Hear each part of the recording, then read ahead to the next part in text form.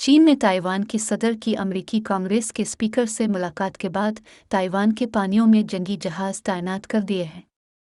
आलमी media reports के मुताबिक ताइवान की वजारत दिफा ने कहा है कि जजीरा ताइवान को चीन से अलग करने वाले पानियों में 3 इजाफी जंगी जहाज़ों का पता चला है।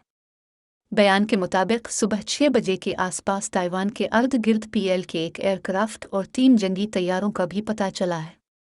रिपोर्ट के मुताबिक ताइवान की वजारत दिफा का मजीद कहना था, मुसल्लह अफवाज ने सूरत हाल पर नज़र रखी हुई है और फ़िज़ाइया, बहरिया के जहाज़ों और ज़मीन से इस्तेमाल किए जाने वाले मिसाइल सिस्टम को इन सरगर्मियों का जवाब देने का काम भी सौंपा गया है। मीडिया से गुफ्तगू के दौरान एक सवाल के जवाब में ताइवान के वज़ीर दिफा चू कोआ-चेंग ने कहा, जब एक तैयारा बरदार जंगी जहाज़ बाहर आता है तो आमतौर पर तैयारों की परवाज़ और लैंडिंग भी होती है, ताहम हमें अभी तक कोई टेक ऑफ लैंडिंग नहीं दिखाई दी है।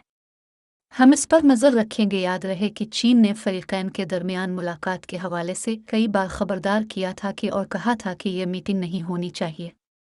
मुलाकात से चंद घंटे कबल ही बीजिंग ने ताइवान के करीब पानियों में एक तैयारा बरदार जंगी जहाज़ तैनात कर दिया था।